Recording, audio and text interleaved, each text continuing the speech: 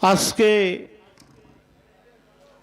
ধন্য হয়ে গেলাম যেই আলোচনা শুনে নিজেকে নিজে ধরে রাখতে পারলাম না। বাবারা অতীব চমৎকার সাবলীল ভাষা দিয়ে আমাদের তরিকতের পথে সুফিবাদের পক্ষের আলোচনা কোরআন এবং হাদিসের অনুসারে আমাদেরকে বুঝ প্রদান করলেন। আমার মনে হয় কোনো জায়গায় আর বাকি বয়গা। তো এই জন্য কইছিলাম যে নাফিত আজকে খুব ভালো, তাতে কাজে কর্মে দেখা গেল এটা ঠিক আছে। আর আমি এমন কোনো কথা জিজ্ঞাসা করুম না যেটা আমাকে দরকার নাই।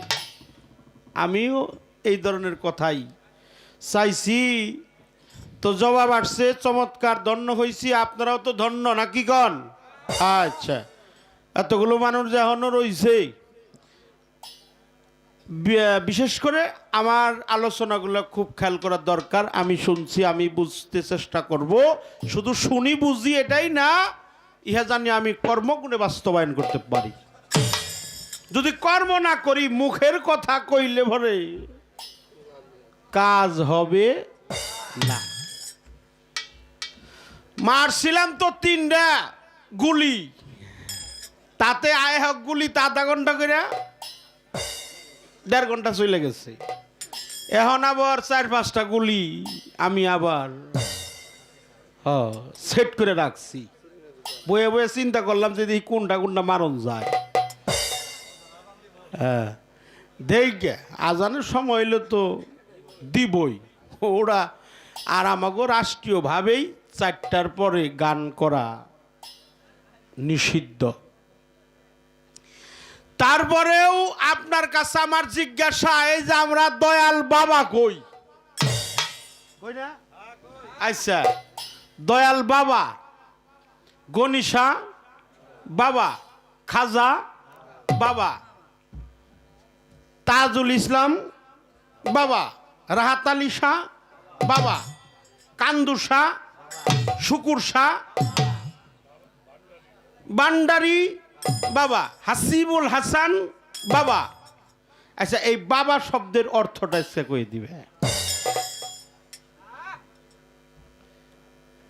আর এই যে নামের পরে শাহ লেখা হলে, পীরে কেবলা শাহ, শাহ সুফি।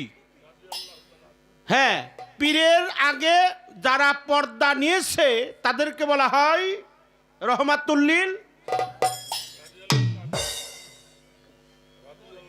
হ্যাঁ, রাদিয়াল্লাহু তাআলা আনহু। এই শাহ সুফি, হয়তো সুফির মহাজন, এই জন্য সুফি কই, কিন্তু শাহ শব্দের অর্থ কি? এই কথাগুলো আমাকে বুঝ প্রদান করবেন, কিন্তু দলিল দিয়া করবেন আপনি। হ্যাঁ, না চাপা দিয়ে আজকে চলতেছে না, কারণ যেটি কইছি অমনি এমনি দলিল বাই করেন, তাতে আমার বুকটারও যাক এরা দলিল আছে। আমরা যেন দলিল ছাড়া কোনো কথা না বল। আর একটা বিষয় হলো, আমার বলতে আমি আপনার সবই দিয়ে দিছি, আপনি কইলেন যে টেহাটা খুব কম হয়ে গেছে। টেহা কম হয়েছে, হ্যাঁ, এটাও আমি চিন্তা করি। কারণ আমি তো 100 টাকা দিছি, 100 টাকা দিয়ে এত কথা গুরুর কানো হ্যাঁ ঠিক হয় না। তো যাক, ওটা সকালবেলা পাওয়া যাবে, ঠিক? হ্যাঁ, সকালবেলা ওটা যা করি করুমনি। যখন তোমার কাছ থেকে বিদায় নিমু, ওই সময় আবার কিছু করে দিমুনি। আচ্ছা, আমার দেহের মধ্যে একটা দৈহিক শক্তি আছে। আমি জানতে চাই, ভক্ত কি নারী না পুরুষ?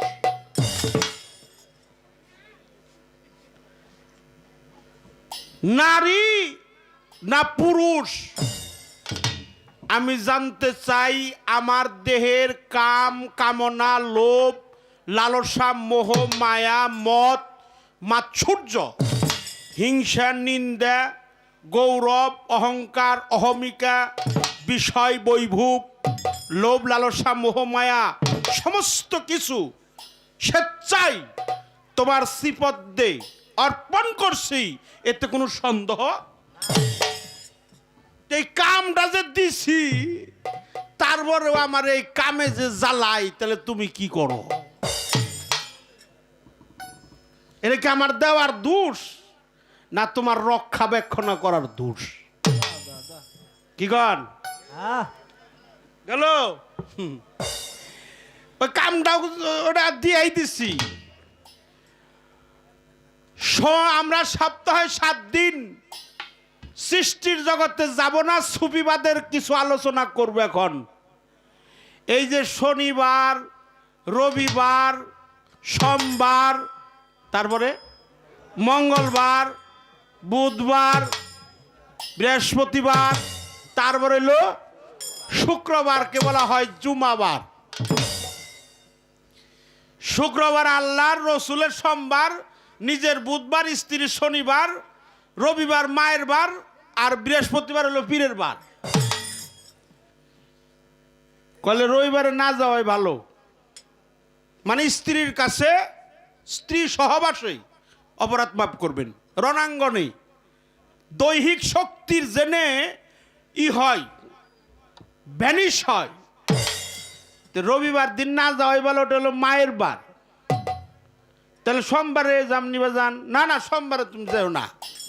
সোমবারে হইল দয়াল নবী পৃথিবীতে মানুষ বেশে আসছে, আবার সোমবারেই প্রত্যাবর্তন।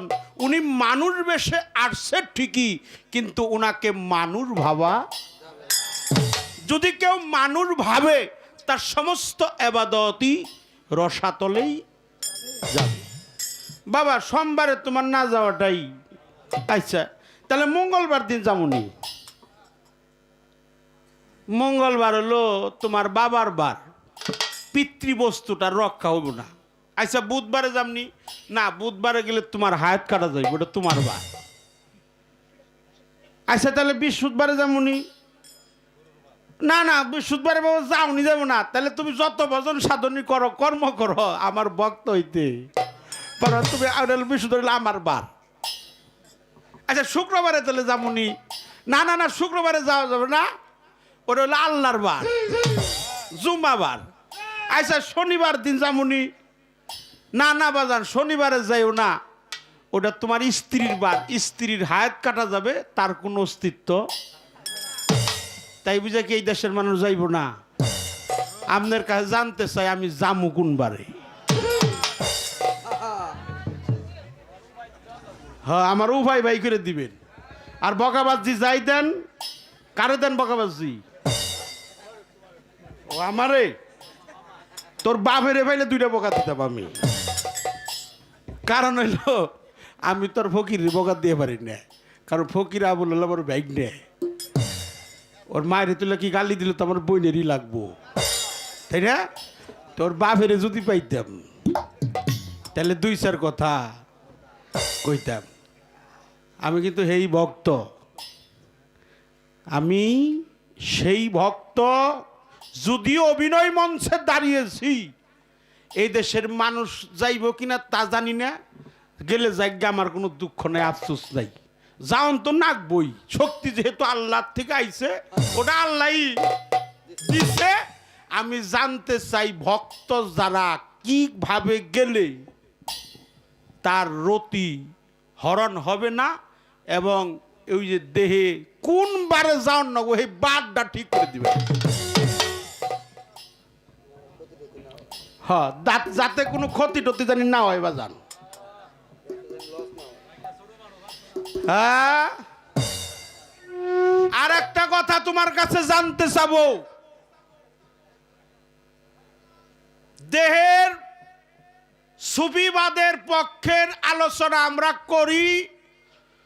আমার খাজা মঈনুদ্দিন চিশতি রহমাতুল্লিল আলাই, খাজা কুতুবউদ্দিন বখতিয়ার কাকি, নিজামুদ্দিন আল্লাহর অলি, দেওয়ানে আমির খুসরু, দেওয়ানে সাবু আলী কালান্ডার, হাফেজ সিরাজি, বড় পীর আব্দুল কাদির জিলানি, এরা হলো সুফিদের মহাজন। এই সুফিবাদের পক্ষে থেকে তোমার কাছে জানতে চাবো, এই দেহের মধ্যে পা থেকে মাথার তালি পর্যন্ত আমাকে 18 মুকাম বলা হয়, 18 সিজ বলা হয়। আবার এই বিশ্বটা, এই পৃথিবীটা হলো 18,000। এই 18,000 মাকলুকাত, এই বিশ্বটা হলো 18,000 মাকলুকাত। আর মানব দেহের মধ্যে 18 সিজ, মায়ের স্যার বাবার স্যার আল্লাহর দেওয়া, এই হলো 18। আবার মানব দেহের মধ্যে মুকাম হইল 18। আবার সুফিবাদের মধ্যে আমি বই গবেষণা করে দেখছি, কিতাব পড়ে দেখছি, মানব দেহের মধ্যে 18টা স্টেশন আছে।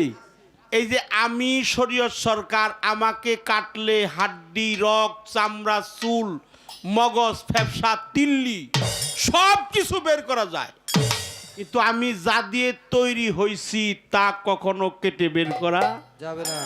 আচ্ছা, যায় না, কেটে যে বের করা যায় না, লা মানে কি? লা মানে আচ্ছা নাই, নাই মানে কি? অর্থাৎ লা মানে নাই, নাই মানেও একটা কিছু তো, কারণ এই পৃথিবীর সমস্ত কিছু ধ্বংস হয়ে গেলেও আল্লাহ একজন আছে। আমি জানতে চাই বাজান, এই দেহের গুরুত্বপূর্ণ বস্তু যাকে রতি বলা হয়, দেহের 60 ফোঁটা রক্ত মন্থন করলে 1 ফোঁটা বীজ হয়, 60 ফোঁটা বীজ মন্থন করলে 1 ফোঁটা রতি হয়, 60 ফোঁটা রতি মন্থন করলে 1 ফোঁটা মতি হয়, 60 ফোঁটা মতি মন্থন করলে ওর ভিতর থেকে একটা জ্যোতি বের হয়। আমি জানতে চাই এই জ্যোতিটা বের করার কর্মটা কি?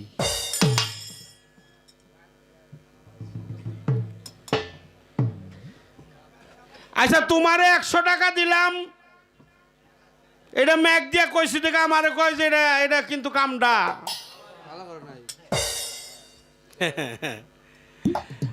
আর একটা ব্যক্তিগত প্রশ্ন করব। তোমারে ভক্তি করলাম, এখন তো ফোন কইরাই ভক্তরা কয় যে বাজান ভক্তি, হ্যাঁ ভক্তি পাঠিয়ে দিলাম বা রইলো, ভক্তি দিলাম চরণে, কারণ যাইয়া দেখে না যে ভক্তিটা দিতে কতটা কষ্ট, টাইম লাগে, সময় লাগে, গাড়ি ভাড়া লাগে, পীর বাড়ি যায় কিছু নেওয়ার নাগে, খালি হাতে যাওয়ার নাগে না, আর একটা খরচ কইরেই বাজান ভক্তি দিলাম চরণে। আচ্ছা, এই যে তোমার ভক্তি দেই, ফুল দেই, ফল দেই, টাকা দেই, পয়সা দেই, পাঞ্জাবি দেই, লঙ্গি দেই, মুজাও দিছি, এই বেবাক কিছুই দেই, মুজা, জুতা, পাঞ্জাবি, ছাতি, টাকা পয়সা, ফুল ফল, বেবাক কিছুই দেই, সাথে ভক্তিও দেই। আমি জানতে চাই তুমি গুরু হইয়া কখন ভক্তকে ভক্তি করো?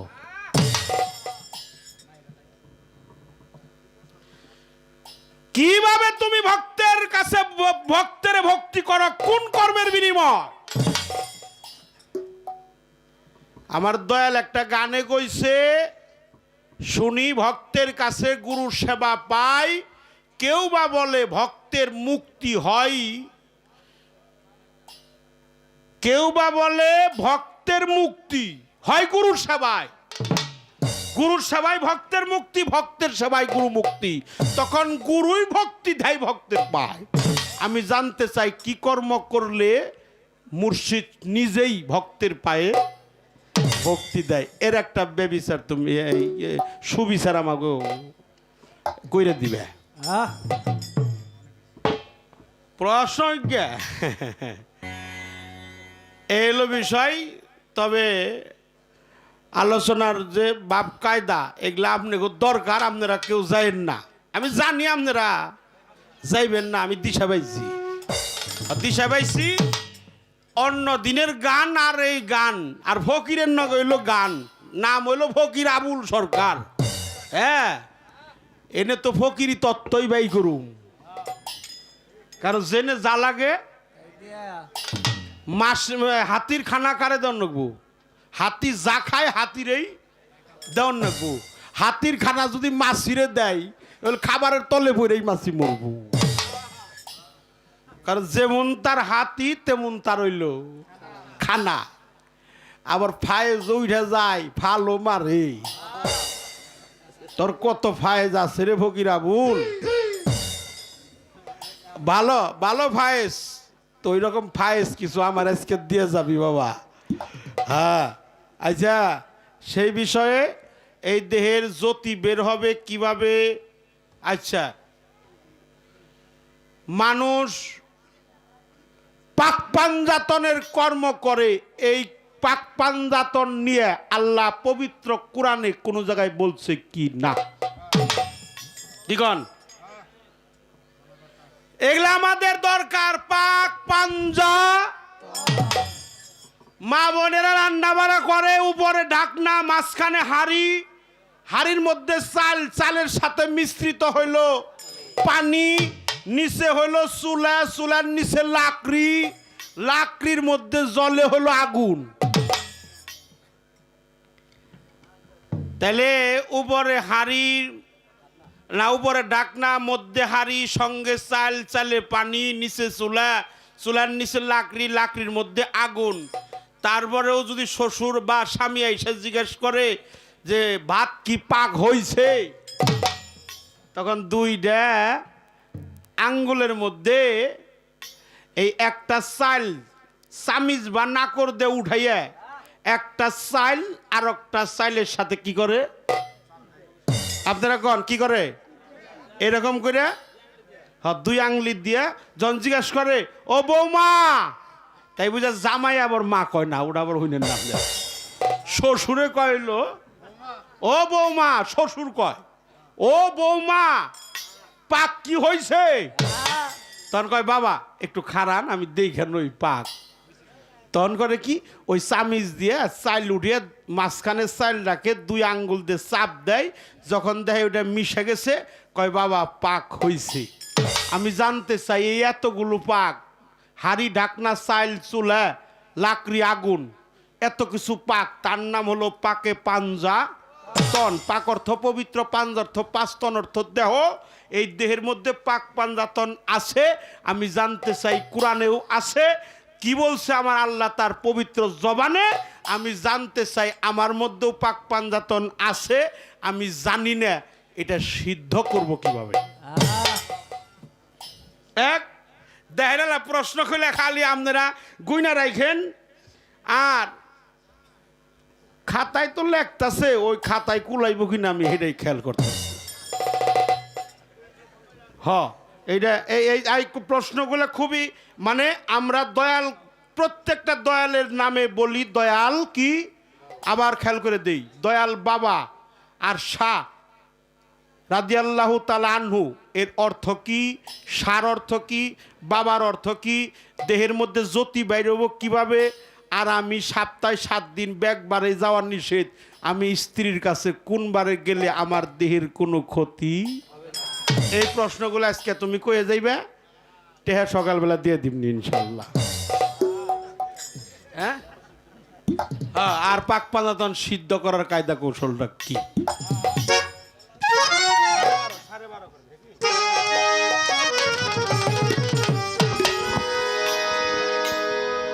একটা বিচ্ছেদ গান গামু কি গান, একটা প্রশ্নবোধক গান গাইছি, একটা প্রার্থনা গান, লালন ফকিরের একটা গান শোনাই। হ্যাঁ, তারপরে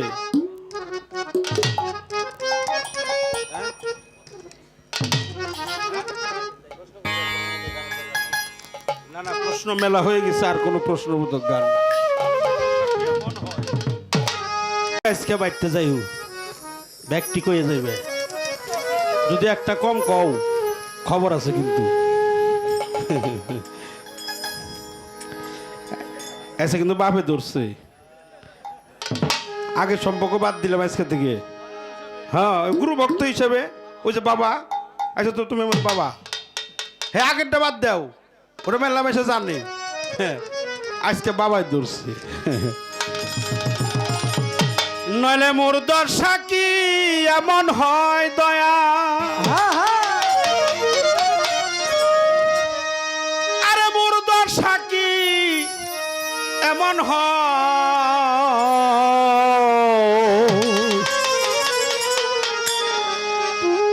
আমি ওই চরণের দাসের যোগ্য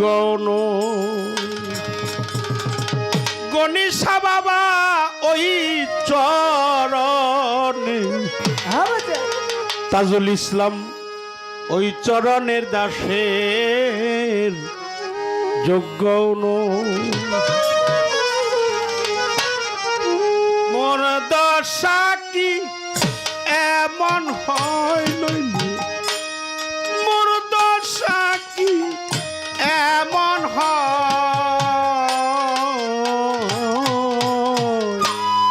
ওই চরণের দাসের যোগ্য দয়াল আমি ওই চরণে প্রভু ওই চরণের দাসের যোগ্য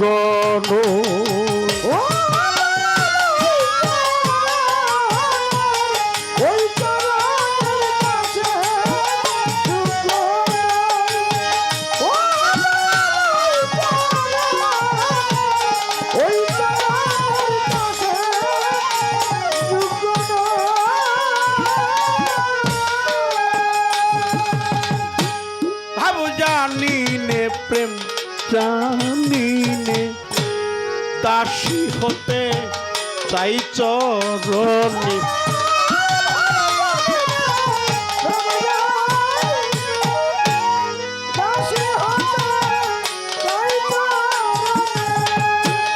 ভাব জানিনে প্রেম জানিনে দাসী হতে চাই চরণে ভাব দিয়ে ভাব রাখিলে মনে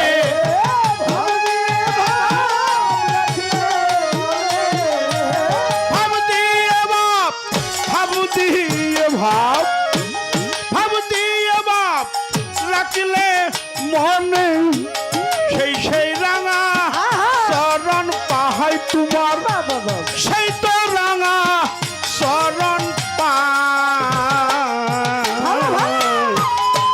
চরণের দাসের যোগ্য দয়াল আমি ওই চরণে মুর্শি ওই চরণের দাসের যোগ্য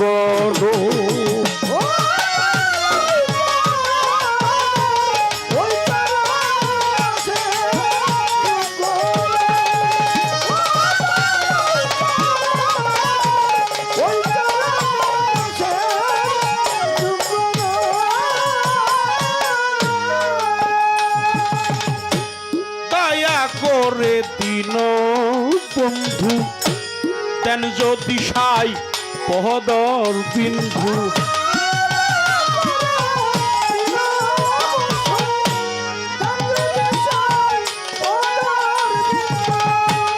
দয়া করে দিন বন্ধু তেন যদি সাই পহদর বিন্ধু আমি তবেই তরি ভব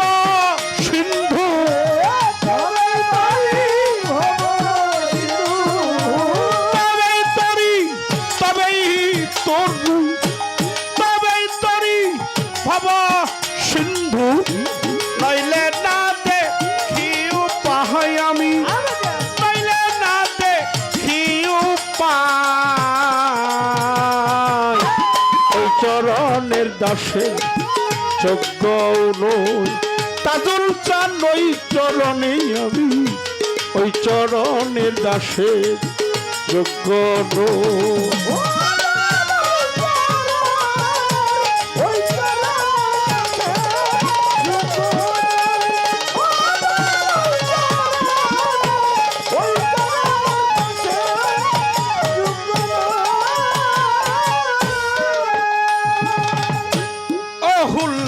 পাশানি ছিল রামের চরণ ধুলাই মানবী হইল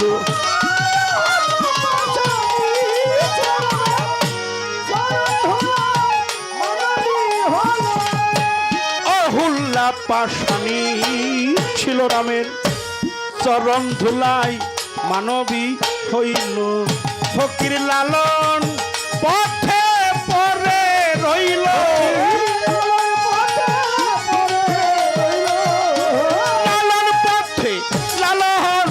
পথে চলার পথে পরে রইল চাকরেন মোর সিরাজ সায়ামাই চাকরেন সাই কয়ে ওই চরণের দাসের চক্র দয়াল আমি ওই চরণে মুর্শি ওই চরণের দাসে যোগ্য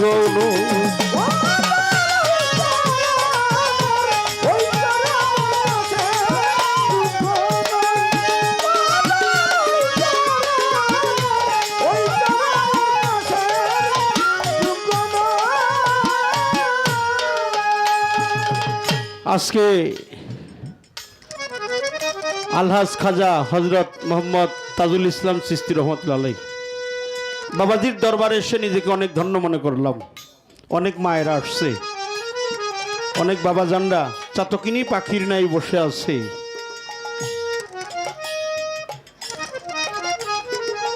নিজেকে কৃতার্থ মনে করছি। আমি তো পাপী, অপরাধী। পালাক্রমে শিষ্যের পালা আসছি। বাবা, আমার অনেক ভুল ত্রুটি হবে, আপনারা জ্ঞানীগুণী মানিজন আমাকে ক্ষমা করে দিবেন, মাফ করে দিবেন।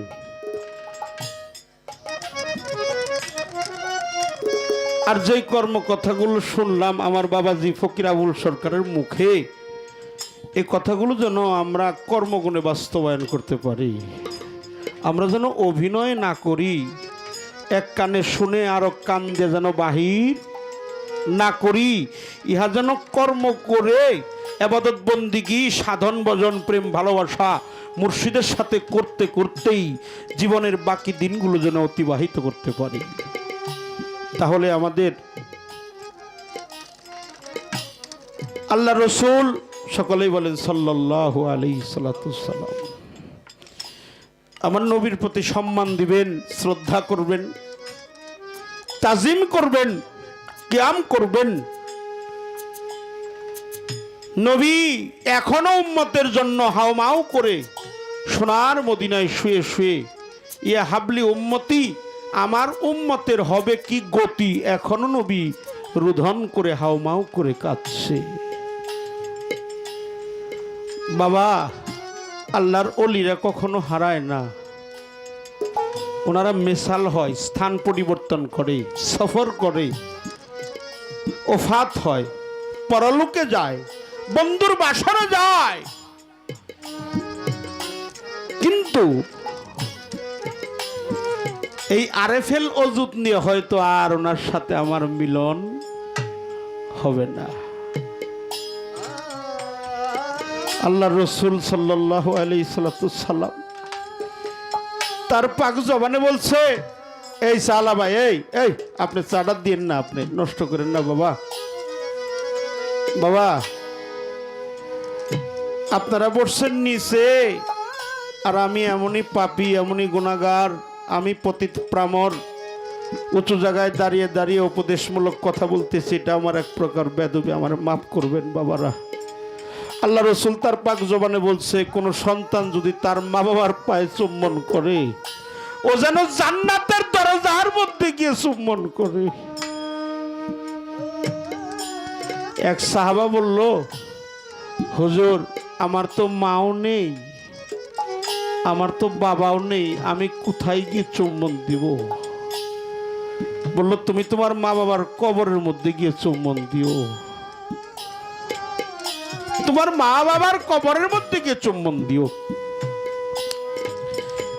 আমার হুজুর পাক সাল্লাল্লাহু আলাইহি সাল্লামের পবিত্র জবান শুনে হযরত ভাই সাহাবাটি প্রতি উত্তর করলো, হুজুর শৈশবকালে আমার মা চলে গেছে, আমার বাবাও চলে গেছে, কোথায় যে কবরটি খনন করা হয়েছে এটা আমার জানা নাই, আমি কোথায় গিয়ে চুম্বন দিব?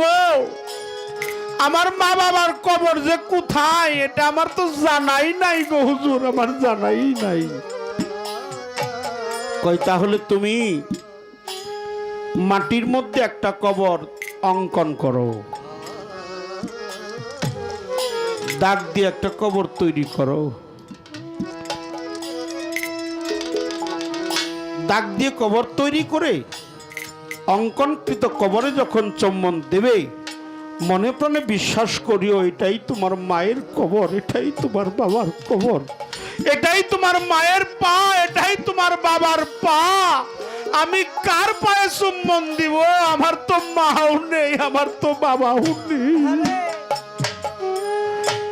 আমি তো কাঙাল, আমি তো অসহায়, আমি তো এতিম। আমার মুখ দেখে যে দুঃখ বুঝবে এমন বান্ধব নাই। আমার বাজান ফকির আবুল সরকার বলেছে, বাবার কাঁধে সন্তানের লাশটা অনেক ভারী। আমাদের এলাকায় একটি বাবার দু সন্তান যাইতেছে রাস্তা দিয়ে, একজন ছোট একজন বড়। সাইফুল ইসলাম সোহা এই দরবারের গদিনশীল, আমি তার চরণে ভক্তি শ্রদ্ধা নিবেদন করছি। বড় ভাই জিজ্ঞেস করছে ছোট ভাইরে, বলতো এই জগতে সবচেয়ে ভারী বোঝাটা কি? ছোট ভাই বলতে পারে না। ছোট ভাই ছোট মানুষ তো, বলছে লোহার বোঝাটা ভারী, পাথরের বোঝাটা ভারী।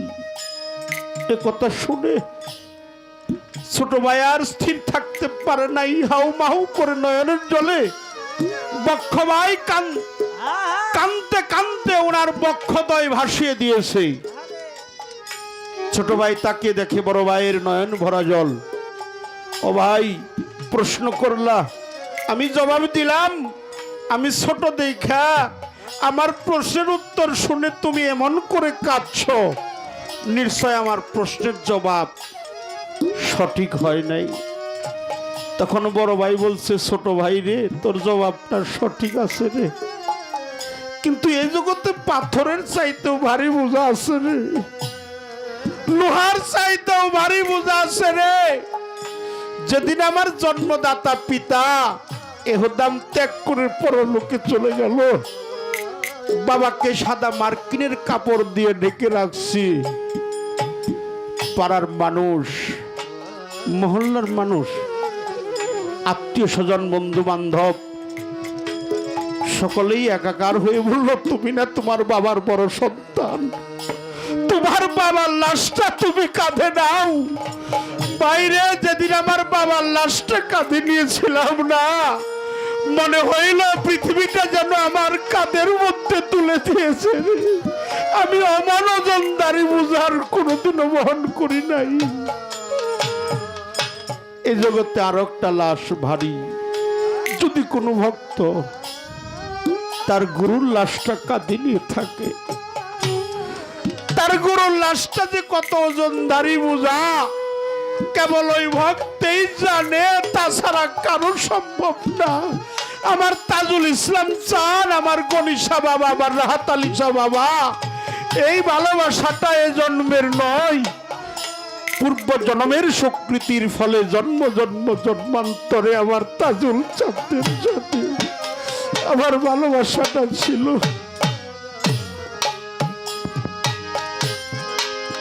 আমার শিশু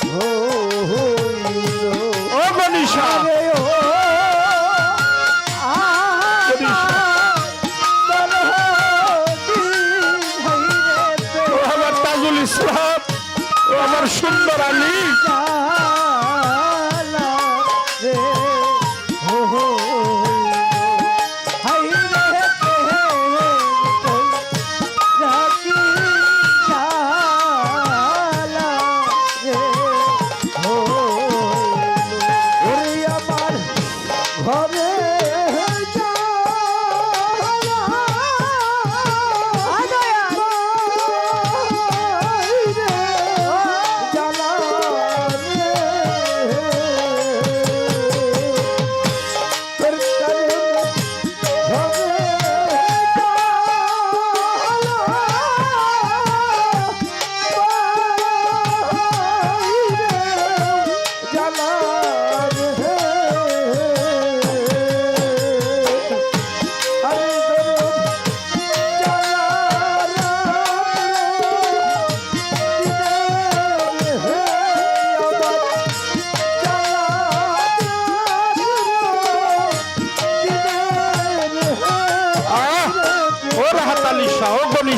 ও তাজুল ইসলাম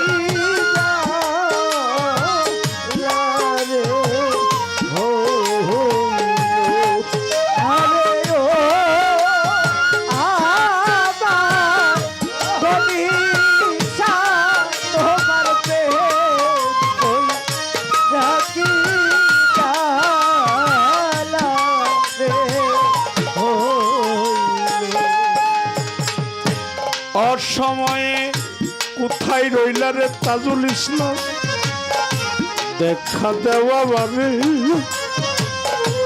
আমার যত গোপন কথা খুইলা কইতাম করে দয়ালে সে হও কান্দারি আজকে পাবেন পাবি মুর্শিদ সে হও কান্দারি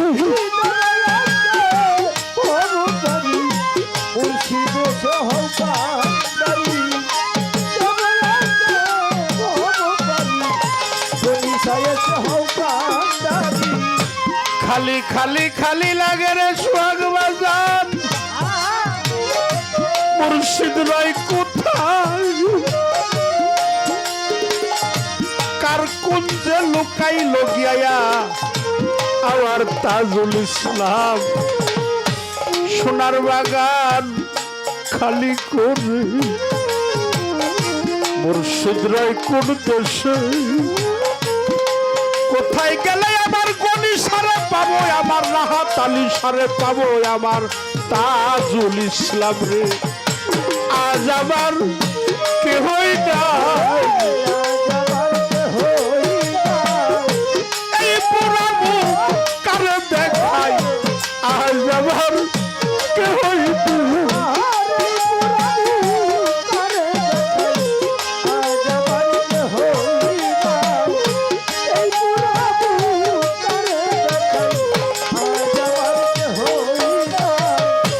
রইলা কোথায় রে আমার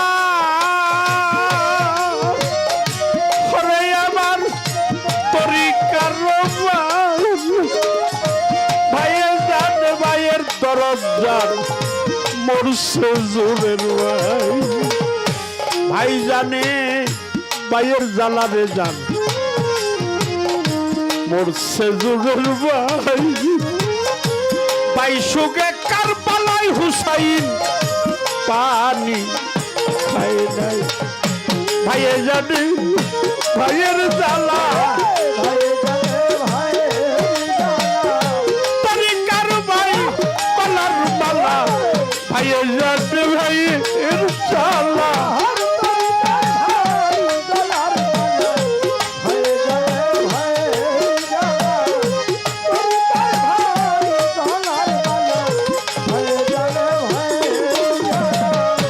খালেদ চাল ভাই বন্ধু আত্মীয় স্বজন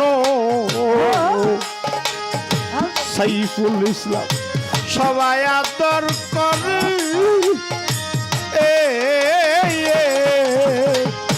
মার মতন আর নাই দৌড়তি যে লাগছে এই উদরে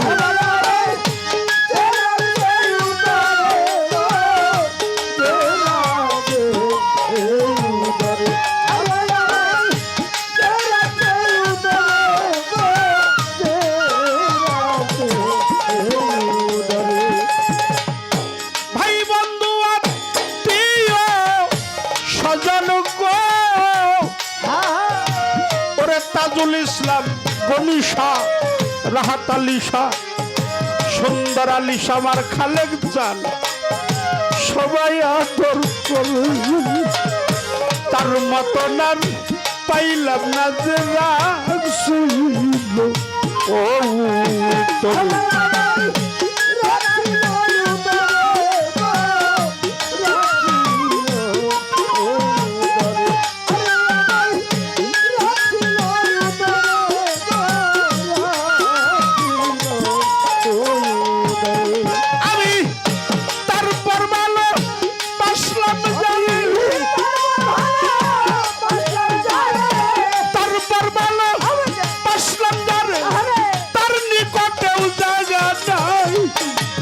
কাছে তাই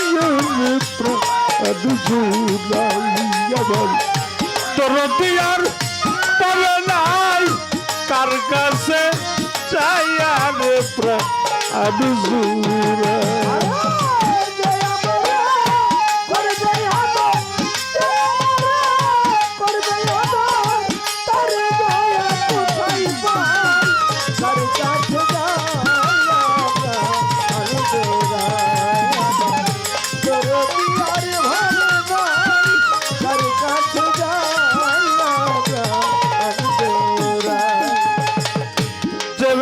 লুকানো আছে রে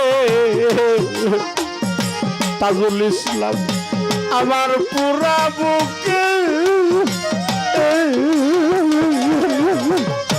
আমার ব্যথা আমি বুঝি আর বুঝিবে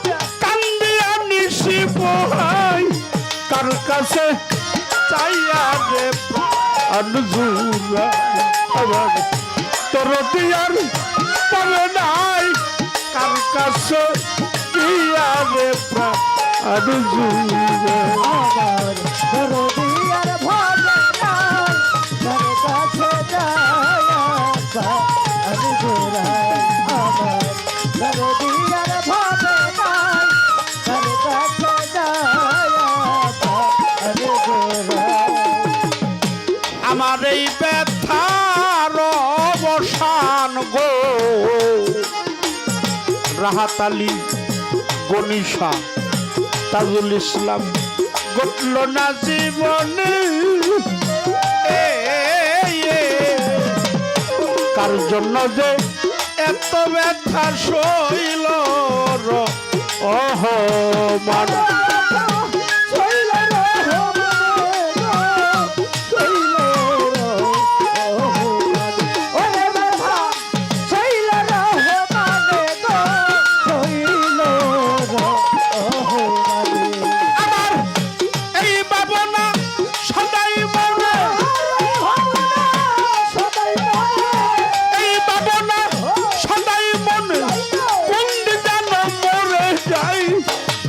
কাছে চাইয়া রে প্রাণুরা তোর দিয়ার তবে নাই কার কাছে চাইয়া রে প্রাণুরা আমার তোর দিয়ার ভাবে নাই কার কাছে যায়া প্রাণুরা আমার তোর দিয়ার ভাবে নাই কার কাছে যায়া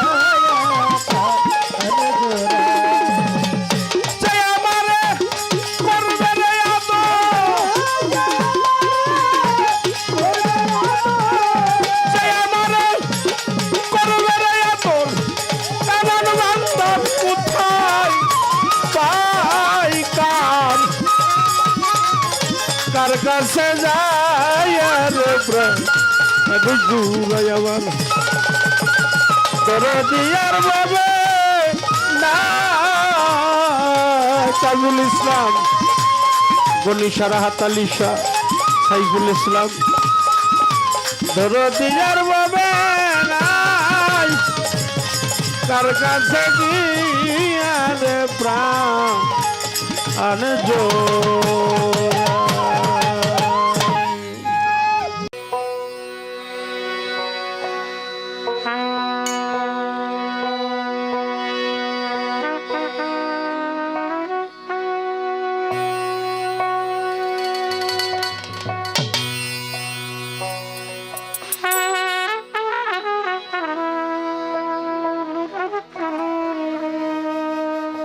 वाह बेटा वाह।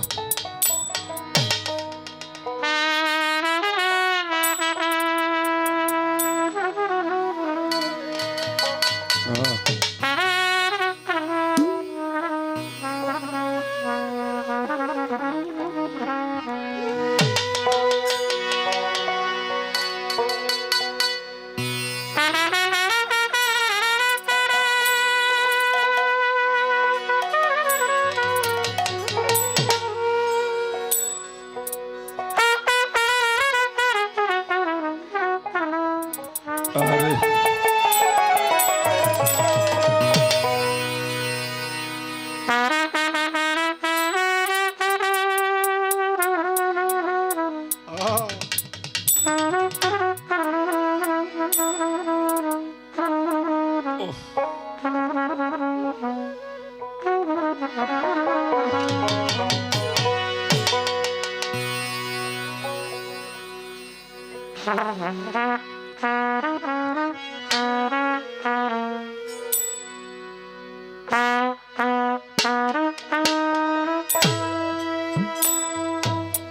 अरे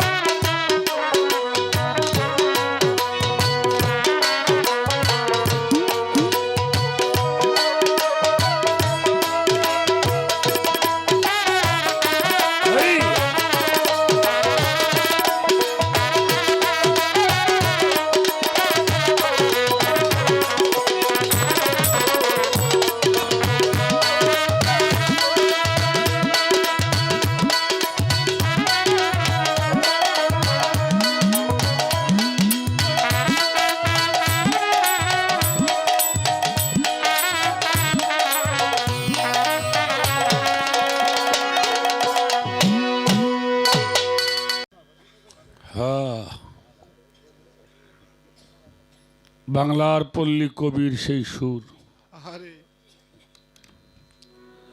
নিদারুণ শাম তোমার লই আজকে বনে আসিলাম।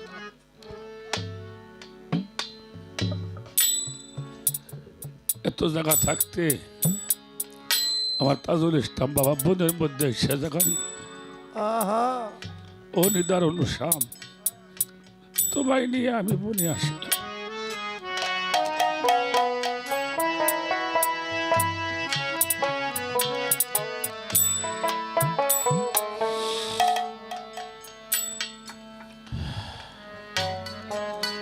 জানি না কতটুকু অলিয়া উলিয়াদের গোলামি করতে পারবো।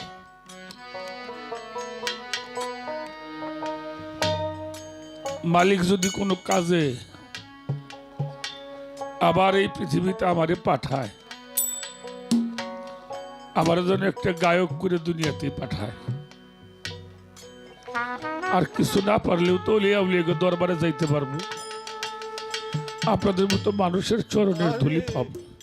আহা আমি বেহেশত দোজক নিয়ে চিন্তা করি না, আমি চিন্তা করি বেহেশত দোজকের মালিককে যারা ভালোবাসে সেই ভালোবাসার মানুষগুলির সাথে যেন থাকতে পারে। আমার সোহান ভাই আজকে যে ভালোবাসাটাই মাটিতে পাইলাম, আমার জীবনের খাতার মধ্যে একটি বড় অক্ষর লেখা হয়ে গেল। আজকে একজন ওলি আমাদেরকে কবুল করেছেন, এর চাইতে গানের জীবনে আর আমার বয়স কিছু পাওয়ার আশা আমার আশা নেই।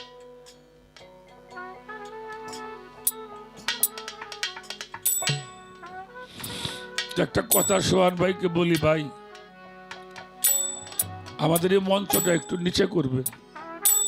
জি, কারণ জ্ঞানী গুণীজনরা আমরা মাটির কথা বলি ভাই, আমাদের এই তাসওয়াব তত্ত্বটা মাটির ভাষার সাথে মিশা। আজকে মাটিতে থাকলে এই মানুষগুলি জড়াজড়ি লাগতো, এই প্রতিবন্ধকতার কারণে সেই জিনিসটা হয় না দাদা।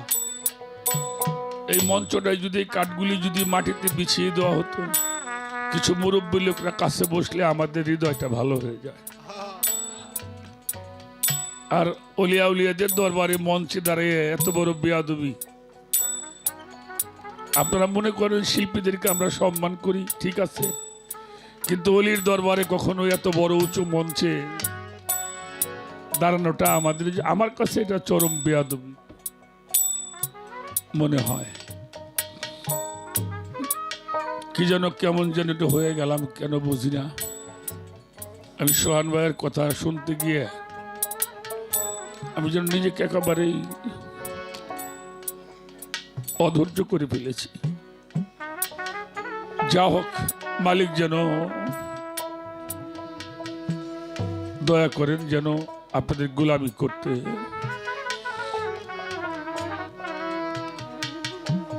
যাই হোক। এবারও কিছু গুরুত্বপূর্ণ কথা আসছে।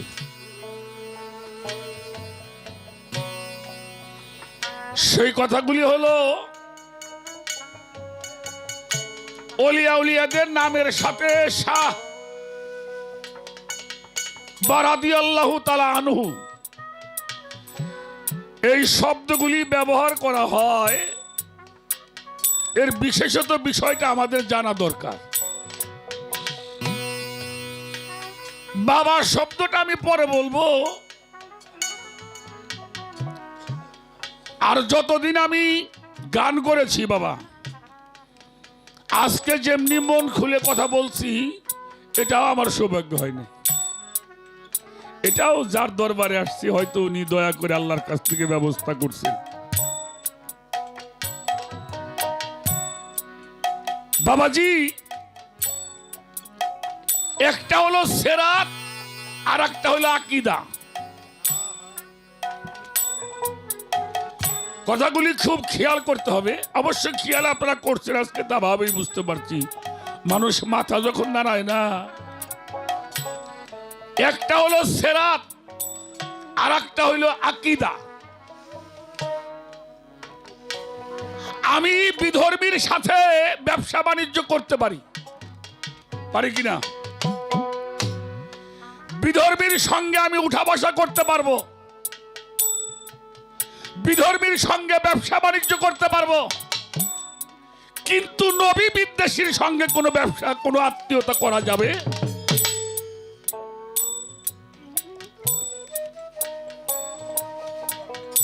নবী প্রেমটা হলো আমার আকীদা, গুরু প্রেমটা আমার আকীদা। কারণ যেহেতু আল্লাহ রসুল বলেছেন আশ-শাইখু ফি কওমিহি কান-নবিয়্যু ফি উম্মতিহি, একজন পীর তার ভক্তের জন্য তেমন আমার রাসূল আল্লাহ গোটা উম্মতের জন্য যেমন। এটা হলো আমার আকীদা। আহলে বায়াতকে মহব্বত করব, এটা আমার আকীদা।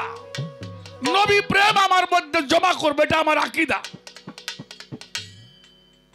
বাবাজি শরীয়ত সরকার বলছে পাক পাঞ্জাতন সম্বন্ধে আল্লাহ কিছু বলছেন কিনা? আদম আলাইহিস সালাতু ওয়াস সালাম শুধু একটি অপরাধ করেছিলেন, নিষিদ্ধ ফলটা উনি ভক্ষণ করেছিলেন নাকি? যার জন্য 350 বছর কান্নাকাটি করেছিল আদম আলাইহিস সালাম মা হাওয়া। আল্লাহর ডাকছে, চোখ দিয়ে ঘাও হয়ে গেছে, 340 বছর, 312 বছর বা 350 বছর যেটাই হোক, আল্লাহকে ডাইকে কোনো কাজ হয়েছে কিনা বলেন? হয়েছে? হইছে। কখন হইল? আদমের কান্না দেখে আল্লাহর দয়া হচ্ছে, কিন্তু আল্লাহ ক্ষমা করতে পারছে না। কেন পারছে না? এর মধ্যে একটা রহস্য অবশ্যই নিহিত। আদম আলাইহিস সালামের এই বিষয়টা কোরআন শরীফে থাকবে না? কথা বলেন না কেন? আদম আলাইহিস সালামের এতবার একটা ঘটনা কোরআন শরীফে থাকা উচিত। আমরা শুনেছি লা ইলাহা ইল্লাল্লাহু মুহাম্মাদুর রাসূলুল্লাহ সাল্লাল্লাহু আলাইহি ওয়াসাল্লাম, শুধু এটা পরে আদমের তওবা আল্লাহ কবুল করে নাই।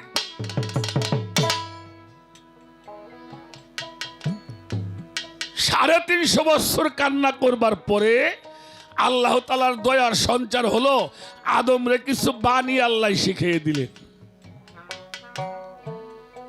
সেই বাণীটা আপনারা কোরআন শরীফটা পড়েন, সূরা বাকারার 37 নম্বর আয়াত।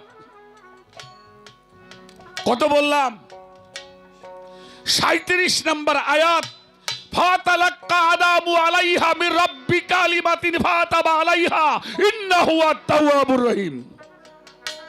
এই বাণীগুলি যখন আদম আলাইহিস সালাম শিখলেন, শিখবার পরে এই বাণীগুলিকে ওসিলা করে যখন তওবা করলো, আল্লাহ সঙ্গে সঙ্গে কবুল করেছিলেন। সুবহানাল্লাহ।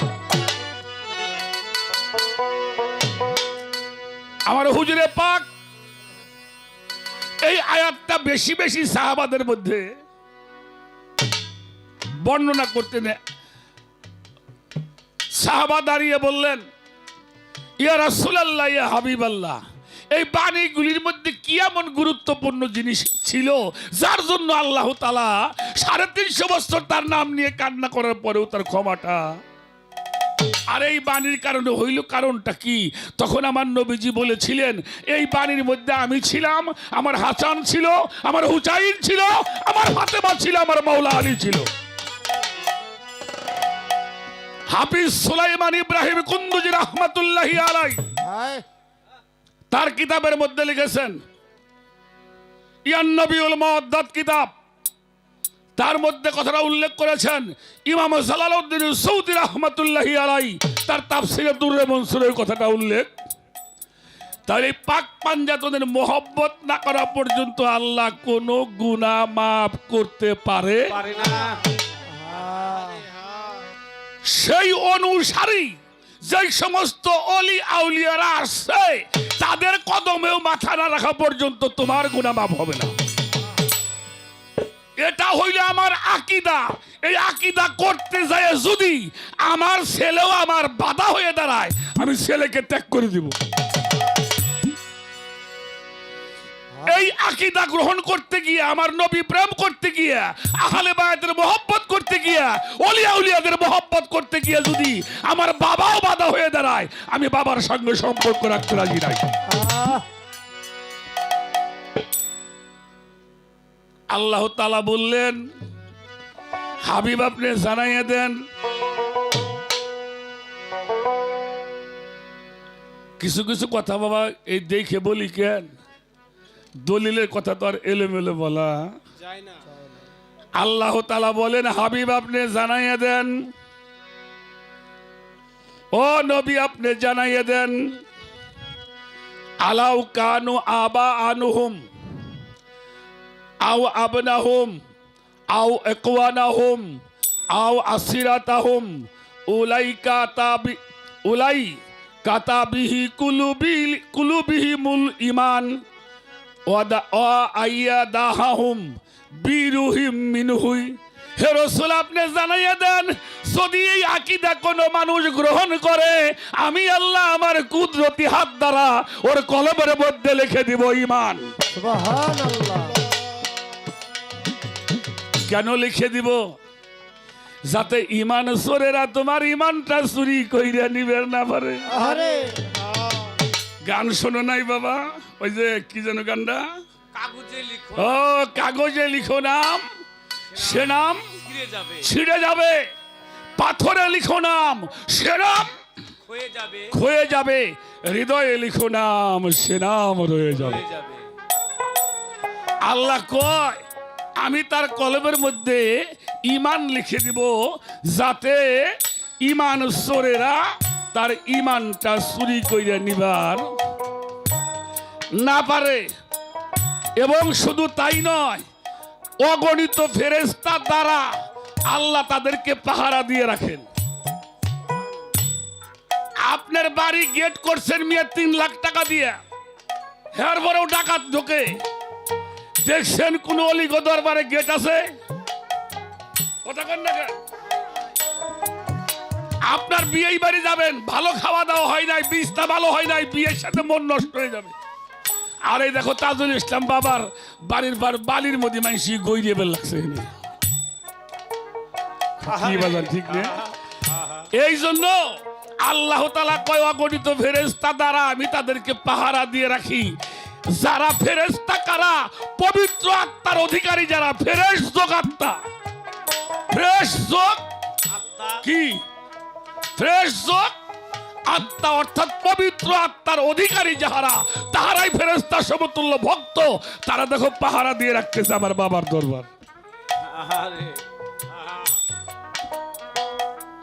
এ বাবাজি, বাজান একটু পাইছেন? এই যে একটু পিছনে আসেন, পিছনে আসেন। এরপরে আমার আল্লাহ কি কয় আমরা একটু খেয়াল করে শুনি। শুধু তাই নয়, আল্লাহ তাদেরকে দুনিয়ায় থাকতে জান্নাতের সুসংবাদটা দিয়ে দেয়। সুবহানাল্লাহ। এবং আল্লাহ তাআলা বলেন, উদখুলি জান্নাতি তাজরিন তাহাতি আল আনহারু খালিদিনা ফিহা রাদিয়াল্লাহু তাআলা আনহু। আমি তাদের নামের সাথে লিখে দেই রাদি আল্লাহু তাআলা আনহু। সুবহানাল্লাহ। লেখা আছে ওখানে, তোমার নামে লেখছে, এমপির নামে লেখে, মিনিস্টারের নামে লেখে, হ্যাঁ কার নামে লেখে? আল্লাহ কয় এই জন্য আমি লিখি, তারা আমার উপরে রাজি, আমিও তার উপরে রাজি।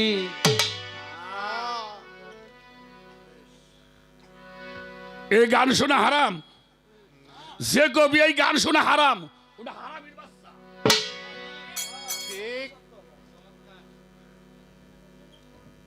আমার কথাগুলো একটু করা হয়, মাঝে মাঝে ফোন টোনে করে আবার কয় জানেন, জানো জামাতিরে কেমনি করে জব করে জানো? আমি তো দেইনি, আমার ফোন দিয়ে কয়। আমার কথা ওইটা না রে বাবা, অলি আল্লাহকে ভালোবেসে কতজন জান দিছে না। এই ধর্মের জন্য কারবালার জমিনে হুসাইন নিজের জানটা দিয়ে দিছে, তবে মিথ্যার কাছে মাথা নত করে না। ছবিবাদটা এমনই একটি জিনিস, আমাদের 12 জন ইমামের 9 জন ইমামই শহীদ হয়েছেন। একজন মানুষ পৃথিবীতে জন্ম নিয়েছেন কাবা ঘরের মধ্যে আর শহীদ হয়েছে মসজিদ ঘরের মধ্যে, তিনি হলো আমাদের আকা মাওলা মাওলা আলী, যিনি যার নামের সঙ্গে দেওয়া হয়েছে ওয়াজহু, অর্থাৎ যিনি আল্লাহর চেহারা লাভ করেছিলেন।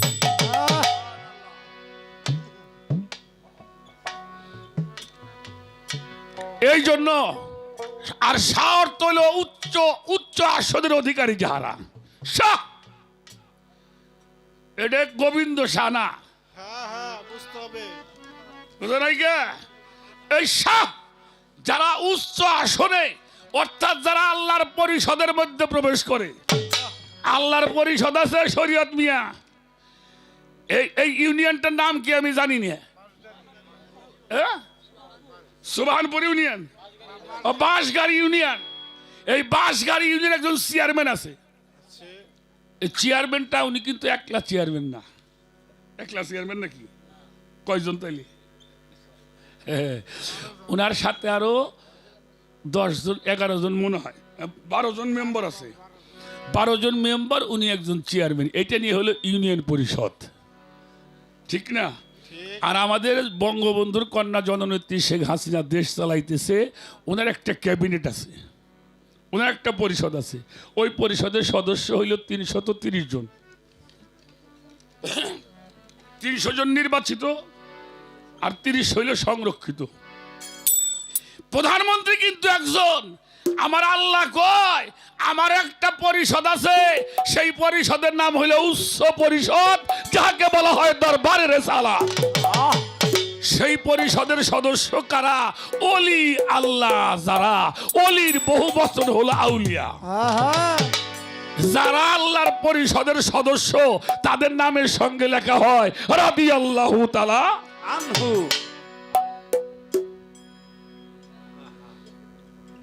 দুঃখ লাগে কোহনে সোহান ভাই, আমরা বয়সে খুঁজে পাই, ওরা পাইল না। ভাই ঠিকই কয় না, বিক্রি হয়ে গেছে তো টাকার কাছে। বাজানটা বিরক্ত হইলেন। আমি কখনোই কোনো দলিলের বাইরে কথা বলি না।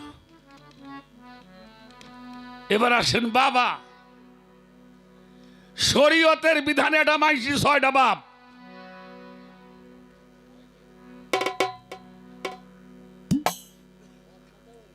আবার সিটে উঠলেন নাকি? না না, কয়টা কইলাম? এটা শরীয়তের বিধানে। তার প্রথম বাবা, আপনার বাবা, আমার বাবা, বাপের বাবা, মায়ের বাবা, 14 গোষ্ঠীর বাবা, মানব জাতির বাবা, তিনি হইল বাবা আদম আলাইহিস সালাতু ওয়াস সালাম। কি আমরা তাই কই না? বাবা আদম আলাইহিস কই না? শুনছেন কি ওই কইছে বি আদম আলাইহিস সালাম? না শুনছেন কি ওই বিয়াই কইছে? না, তা ওই কইছে কি কইছে? বাবা আদম। আদম আলাইহিস সালাম। এটা সমগ্র মানব জাতির পিতা হলো আদম আলাইহিস সালাম, উনি হইল সবার বাবা। হ্যাঁ এই একজন মিল্লাতে ইব্রাহিম, একজন হইল মুসলমানদের জাতির পিতা। কেরা? ইব্রাহিম খলিলুল্লাহ। প্রত্যেকটি মুসলমানের বাবা হলো ইব্রাহিম। খলিলুল্লাহ। কয়টা হয়েছে? এটা 2টা হয়েছে না? আর ভাই কোহনে তাইলে? আচ্ছা, আমার যে জন্ম দিছে সেটা আমার কি? সেটাও বাবা। বাবা। হসুর রেখে দুলে ভাই কয় নাকি? না না না, আমাদের দেশে বাবাই কয়। কি কয়? এটা হলো শ্বশুর আব্বা, শ্বশুর এটা বাবা, মানে তোমার স্ত্রী, তার বাবা তোমারও বাবা বাবা। তাহলে এই জায়গা কয়টা হয়েছে? আর একটা বাবা আছে। কোন বাবা? আচ্ছা, আকাশের গায়ে কয়টা চান ওঠে 12 মাসে? চান একটা ওঠে 12 মাসে, ওই জন্য কয় 12 মাসে 12 চান, কয় না? আর আমার দেহের মধ্যে আছে কয়টা সান? 24.5 সান। আর লালন ফকির বলছে নয়ন চাঁদ প্রসন্ন যার, সকল চাঁদ দৃশ্য হয় তার। লালন বলে সকল আধার আমার গুরু চাঁদ বিহনে। কি? লালন বলে সব আধার আমার গুরু চাঁদ বিহানে, আমার দয়াল চাঁদ, উনি আমার বাবা। হ্যাঁ উনি কি করেন? উনার রুহানি শক্তির দ্বারা আমাকে মানুষে পরিপূর্ণ করেন। একটা কথা বলি, আমরা আমরা গুরু শিষ্য পালা গান গাই, দ্বারা এই কই দয়াল আমার যা লাগবে আমার দয়ালি ভালো জানে, হস্তা নাও তো। কথাটা কি ঠিক? ঠিক কথাটা কি ঠিক? ঠিক না, ঠিক না, ঠিক না, ঠিক না। তুমি বোঝো নাই, ঠিক আছে। একটি মানুষের দেহের মধ্যে 5টি নফস আছে। নফসে আম্মারা, লাওয়ামা, মুলহেমা, মুতমাইন্না, রহমানি। একটি মানুষ যখন পীরের কাছে বায়াত গ্রহণ করে, তার সালাত সাধনার দ্বারা, ধ্যান সাধনার দ্বারা, মুরাকাবার দ্বারা, মুশাহেদার দ্বারা যখন সাধনার দ্বারা 3টি নফসকে বিলুপ্ত ঘটাইতে পারে, তখন ওই মানুষটা নফসে মুতমাইন্নার মধ্যে প্রতিষ্ঠিত হয়। আল্লাহ ডাক দিয়েছেন, হে নফসে মুতমাইন্না, ইবাদত বন্দেগী করিয়া মানব জান্নাতের মধ্যে দাখিল হয়ে যাও। আল্লাহ ডাক দিচ্ছে নফসে মুতমাইন্নারে। নফসে আম্মারাও কয় নাই, লাওয়ামাও কয় নাই, মুলহেমাও। হ্যাঁ, হে প্রশান্ত নফস, রবের দিকে চলে আসো। যখন একটা মানুষ আমার তাজুল ইসলাম বাবার গুলামি কইরে, তাবেদারি কইরে, তাহাজ্জুদ কইরে, সালাত কইরে, সাধনা কইরে, মুরাকাবা করে, আল কালবহু দাইমুস সালাতু আফজালু মিনাস সাবিল ওয়াক্তি, ধ্যান যুগে যে দিলের নামাজ হয় এটা হলো কায়েমি নামাজ। এটা ওয়াক্তীয় নামাজ হইতে 1000 গুণের শ্রেষ্ঠ নামাজ। সেই নামাজ করে, সেই সালাত করে যখন 3টা নফস বিলুপ্ত হয়, তখন ওই মানুষটা হয়ে যায় শিশু। কি হয়? শিশু। আচ্ছা, শিশুর কি লাগে এটা কিরা জানে? কথা কন না কেন? শিশু কয় করে? 3 মাস, 6 মাস, 9 মাস, হাই তো শিশু। হ্যাঁ হ্যাঁ এরাই তো শিশু। হ্যাঁ, কয় মা আমারে গোসল করাই দাও, না না আমার একটু তেল দিয়ে দাও। না শিশুর কখন কি লাগবে ওটা তার মাই ভালো জানে। জানে। একটা ভক্ত যখন 3টি নফসকে বিলুপ্ত করিয়া মুতমাইন্নায় প্রতিষ্ঠিত হয়, তখন হয়ে যায় শিশু, আর গুরু হয়ে যায় তার মা। এই মা অর্থ জন্ম দেওয়া মা না, এই মা অর্থ হলো মূল। এই মা অর্থ কি? মূল। তখন ওই ভক্তের কি লাগে ওটা গুরুই ডাক দিয়ে কয়, শরীয়ত বাবা তুমি এটা ওরস করো, তাই না? বাবা তুমি একটু মানুষের সেবা করার ব্যবস্থা করো। তখন তোমার কি লাগবো এটা উনিই ভালো। আর আমরা মুরিদি কই, যা লাগবে আমার বাবাই ভালো জানে, এত হস্তা জানি না। বিরাক্ত হইলেন আমার কথায় কেউ? না না এই হলো একটা বিষয়। আর একজন বাবা আছে, লাউলা কালাম্মা খালাবতুল আফলাক, আমি যদি আমার হাবিবিকে সৃষ্টি না করতাম, কুলকাইনাতের একটা বালির কণাও আমি আল্লাহ বানাইতাম না। এই রুহু জগতে যখন ছিলাম, সমস্ত রুহুর বাবা হইল মুহাম্মাদুর রাসূলুল্লাহ সাল্লাল্লাহু আলাইহি ওয়াসাল্লাম। আর বাবা কইলি জ্বলে ওঠে। তুই তো মানুষই না। মানুষ হওয়া দেখবি বাবা কত মজা। বাবা অর্থ হইল সুন্দর। এ বাবাজি, এই নাটক দেখেন না? নাটক হ্যাঁ দেখি দেখি। দেখেন না? নাটক দেখেন না টেলিভিশনে? আরে কিরণ মালাকে কত মালা আছে, নাটক করে। অফিসের টাইমে গেছে, আরে তুমি কোথায় গেছো? আমার ঘড়ি, আমার তো টাইম চলে যাচ্ছে, আমার কোটটা কোথায়? হ্যাঁ তাই গিন্নি আবার ওই বাথরুম, ওই পাকঘরের ওই রুমের মধ্যে কয়, আরে বাবা দাঁড়াও না, আসতেছি। আরে বাবা এখানে মোহাম্মদ কয় না কয়। ওরা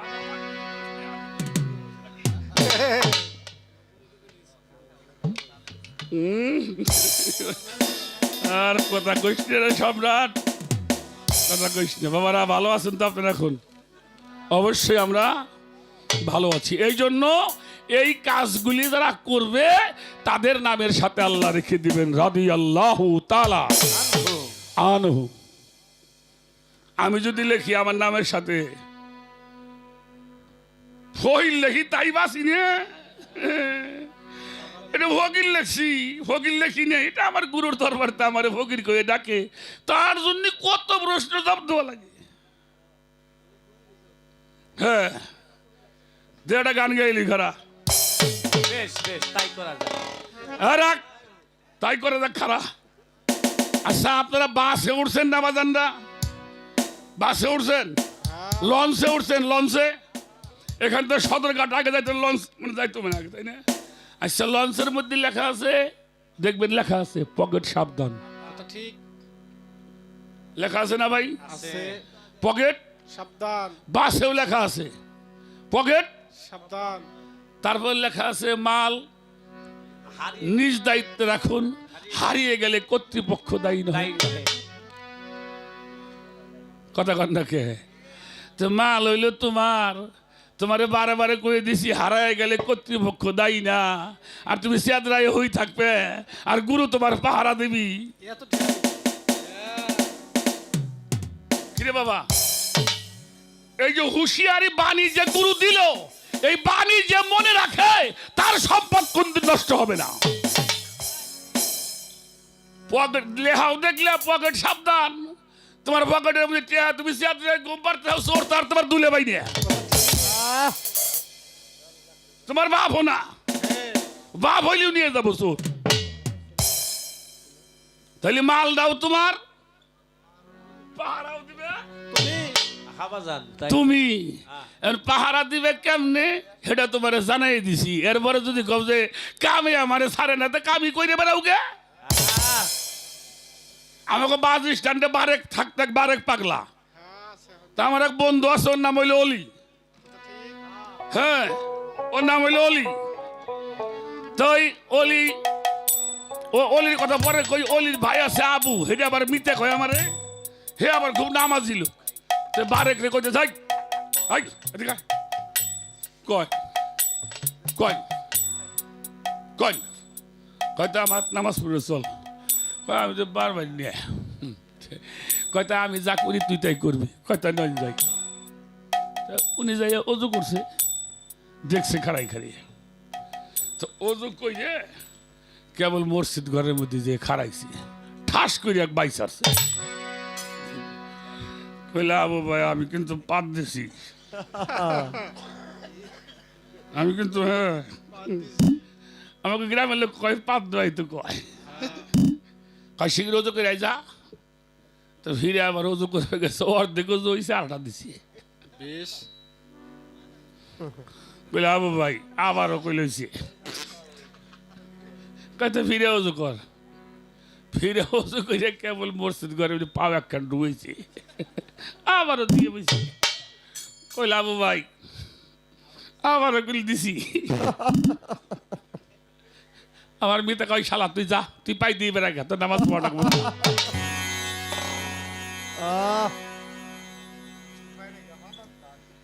গুরু যা কইলে তা তোমার মন থাকে না, তুমি পাই দিয়ে বেড়াও। কথা ঠিক।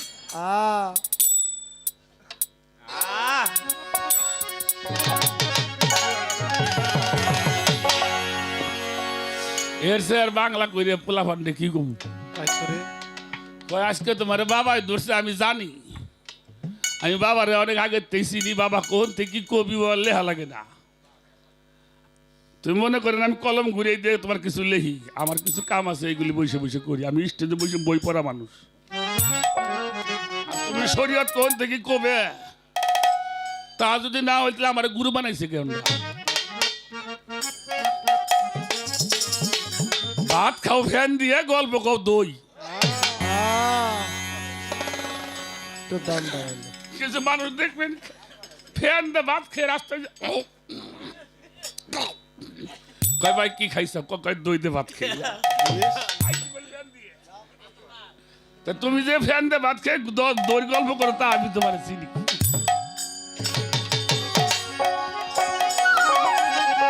এবার একটা গান শুনবো, তবে তোমারে ধন্যবাদ দিছি, আগেও দিই এখনো দেই। আমিও বিভিন্ন মঞ্চে আপনারা ইউটিউবে গান শোনেন, আমি শরীয়তকে বলছি, আমি সবাইকে বলি আমরা যেন এই তাসওয়াবটাকে আমরা বিকৃত কেউ না করি। বাহ গান আপনারা দিবেন, এই আলোচনা আমার মনে হয় এটা হিন্দু মুসলমান বৌদ্ধ খ্রিস্টান না, সমগ্র মানব জাতির কল্যাণ হবে এবং দলিল ভিত্তিক আলোচনা করবে, তাহলে আমাদের এই সুফিবাদের উপরে কেউ আঘাত করতে পারবে না। তোমাকে প্রশ্ন করার জন্য ধন্যবাদ বাবাজি। উত্তর দেওয়া শিল্পী মেলা আছে, প্রশ্ন করা শিল্পীর অভাব। উত্তর একজন দিয়েই যাবে যে কোনো কায়দা করে, কিন্তু প্রশ্নটা করাই হলো কঠিন।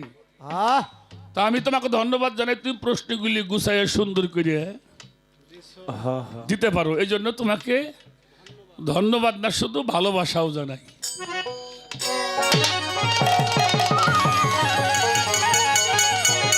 ওরে গালা আনন্দপুরে,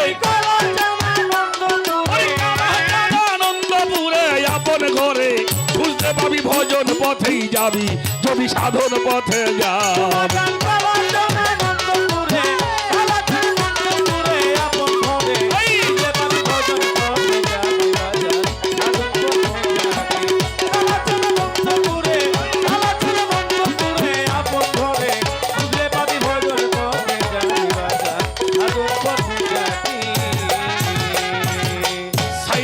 বেদের বিধি মাইনে লোকে গুরুর বিধি, কোন মানুষের অবধি বর্তমান ভজিনি।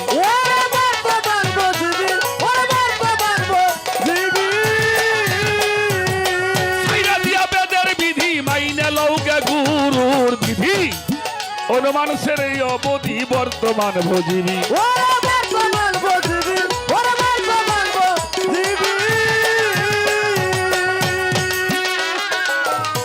পদে বেদের বিধান যখন তুই বুঝিবি,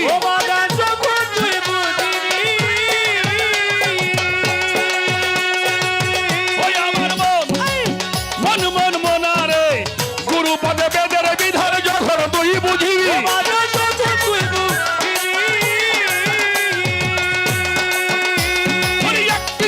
বিশ্বাস করলে বিশ্বাস করলে নিজের কপাল নিজে খাবি, ভজন পথেই যাবি যদি সাধন পথে যা।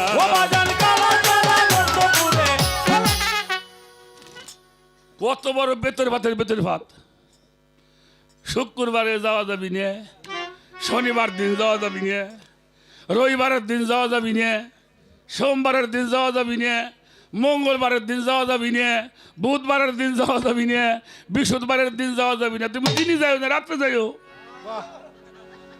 কথা ঠিক। আসে কে মানুষ, তুমি দিনে করবে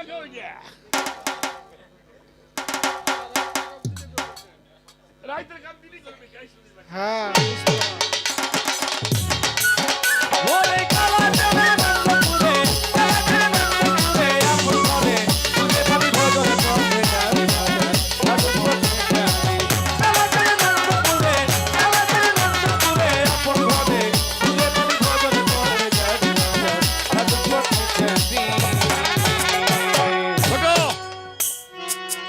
আমি একটা দিন তোমাকে যাওয়া নিষেধ করব, যেটা হাদিসের মধ্যে আছে আমি সেটা তোমার কব। শনিবারে আল্লাহ বানাইছে মাটি, সাপ্তি মানে হইল শনিবার। শনিবারে আল্লাহ বানাইছে হইল মাটি। পৃথিবীর প্রথম মাটি কোন জায়গায় জানেন? শ্রীলঙ্কার মাটি। বাহ। আর সেই জায়গাটা আল্লাহ প্রথম মাটি বানাইছিল, জায়গাটার নাম হইল ইনু হাদাফা। শনিবারে বানাইছে আল্লাহ মাটি, রোববারে বানাইছে আল্লাহ পাহাড়। যারা হজ করতে গেছেন, কাবা শরীফের পাশে একটা পাহাড় আছে জাবালে আবু কুবা, এটা হলো পৃথিবীর প্রথম পাহাড়। আল্লাহ রোববারে বানাইলো পাহাড়, সোমবারে বানাইছে গাছ গাছালি, এই যে বৃক্ষ আদি এইগুলি আল্লাহ বানাইছে। মঙ্গলবারে বানাইছে হইলে নাপাক জিনিস। বুধবারে এলাম নূর, বৃহস্পতিবারে পশু হাম্বা, এটা হইলো বৃহস্পতিবারে। আর শুক্রবারের দিন আসর থেকে মাগরিবের এই সময়টুকুর মধ্যে আল্লাহ আদমকে বানাইছে। আহারে আমার হুজুর পাক বলছেন মঙ্গলবার দিন স্বামী স্ত্রী মিলন হইতে নিষেধ নাই, তবে ওই বেসনে যদি কোনো ফল হয় তাহলে তোমার 12টা বাজাই দিব। বংশের নাম রাখি। আর যদি দিনে করো তাহলে তো কথাই নাই, তোর 14 গোষ্ঠী একলাই জাহান্নামে যাওয়ার জন্য যথেষ্ট। তাই বলে কিন্তু এরা মিলন হইতে নিষেধ করে নাই, তবে এই দিনকের বেসনটা এটা কইলাম দলিলের কথা। এখন আসো, আমার জিটকা শরীফের রশিদ দেওয়ান গান লেখছে, ঘুমাইলে তুই পড়বি ফেরে হারাবি মূল, 16 আনা থাকো মন জ্ঞান নয়নে, সচেতনে ঘুম যায় না, যাদের জ্ঞানের বাতি জ্বলে তাকে দিন আর রাত নাই 100 বার।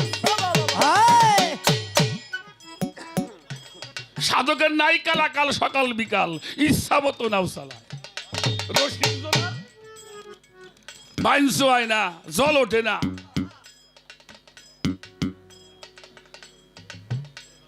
নাম শুনছাও হাতি চালেন আছে, না চাই দেখো না এই চালের অবস্থাটা কি হয়। এই জন্য সাধক কইছে কালাসান আনন্দপুরে আপন ঘরে খুঁজলে পাবি, ভজন পথে যাবি, সাইরা দিয়া বেদের বিধি, মাইনে লৌকা গুরুর বিধি, অনুমান ছেড়ে অবধি বর্তমান বুঝিবি। গুরু পদে বেদের বিধান যখন তুই মানিবি, গুরুকে এক বিন্দু অবিশ্বাস করলে নিজের কপাল কপাল নিজেই খাবি। ও বাবার কালা তেরে বন্ধ করে, কালা তেরে বন্ধ করে, আপন ঘরে খুঁজে পাবি, ভজন পথে যাবি, সাধন পথে যাবি। কালা তেরে বন্ধ করে, কালা তেরে বন্ধ করে, আপন ঘরে খুঁজে পাবি, ভজন পথে যাবি, সাধন পথে যাবি।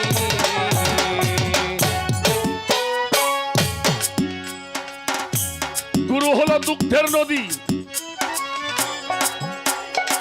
জানিলে মন্থনের বিধি, পাশ করিয়া সুধা নিধি, খাইলে অমর হবি।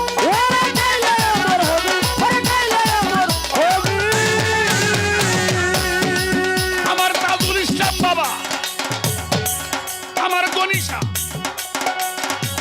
আমার রাহাত আলী বাবা, আমার সবদুল চা, আমার দয়াল বাবা, গুরু হইল দুগ্ধের নদী, জানিলে মন্থনের বিধি, পাশ করিয়া সুধা নিধি, খাইলে অমর হবি।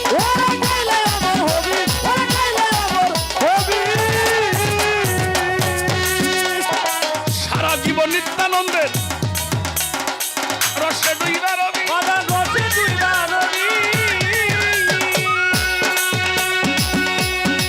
ওই আমার মন, ওই মন মন মনারে, সারা জীবন নিত্যানন্দের রসে ডুইবা রবি। ও বাবার রসে ডুইবা রবি।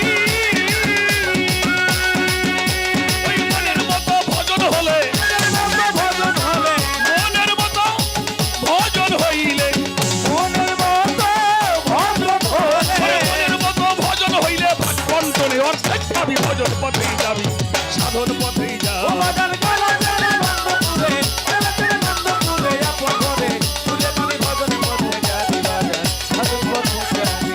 কালা তেরে বন্ধ করে, কালা তেরে বন্ধ করে, আপন ঘরে খুঁজে পাবি, ভজন পথে যাবি, সাধন পথে যাবি। ছোট জানিলে মন্থনের বিধি, পাশ করিয়া সুধা নিধি, খাইলে অমর হবি। সারা জীবন নিত্যানন্দের রসে ডুইবে রবি, আনন্দের শেষ নাই। গুরুর মনের মতো ভজন হইলে ভাগ বন্টনে অর্ধেক অর্ধেক পাবি। কিসের তোমার স্বর্গ নরক, গুরু তোর নরক নিহিবার, মানুষের মতো ওইরা পর নির্থইয়া ক্ষীর খাবি।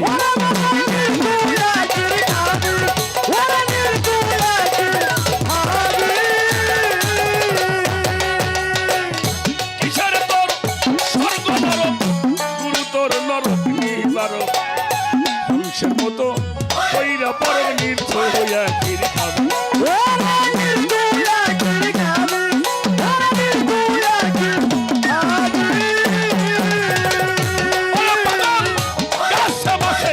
সর্ব জায়গায়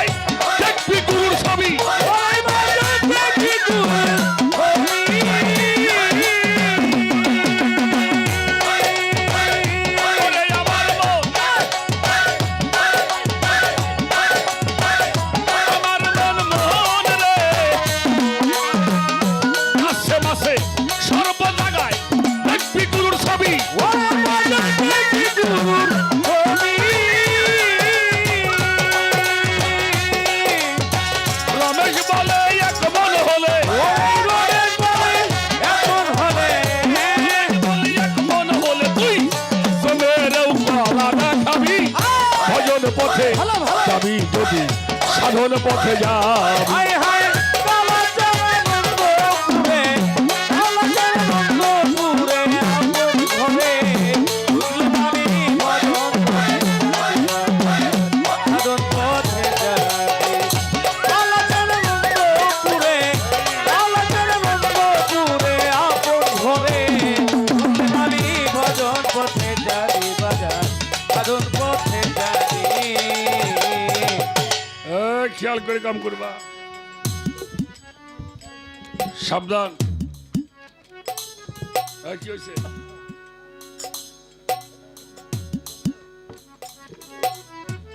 কথাবার্তা শেষ করলাম সময়টা বাজান সুখের রজনী খুব শীঘ্র চলে যায়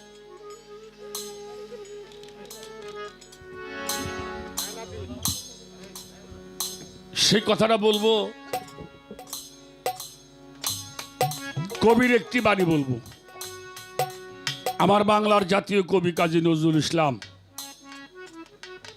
তিনি একটি বাণী বলেছেন মরণকে যারা ভয় করে মরণ তাদেরকে টানে আর মরণকে যারা বুক পেতে নেয় বাঁচতেই কেবল তারা জানে কেবল তারা জানে ছোট বাবাজিরা আপনারা জানেন তারপরে কথাটা বলবো কথাটা একটু খেয়াল করে শুনবেন কতটুকু ভালো আমি বাঁচতে পারলাম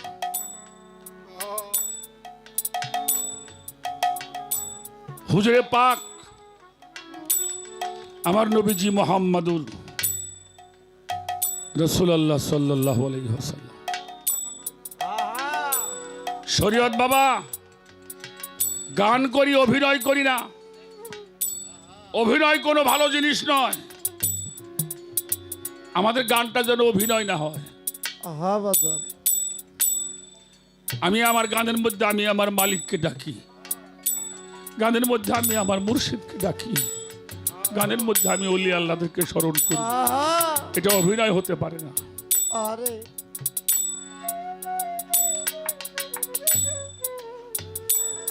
দিল্লিতে নিজামুদ্দিন আউলিয়া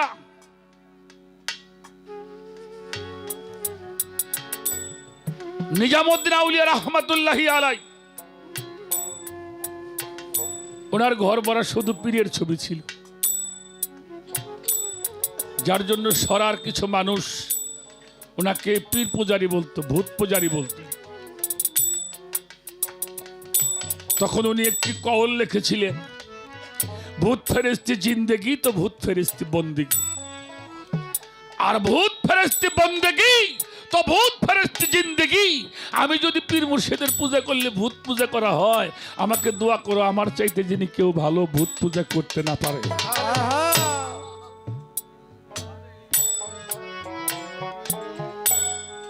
তরিকার ভাইরা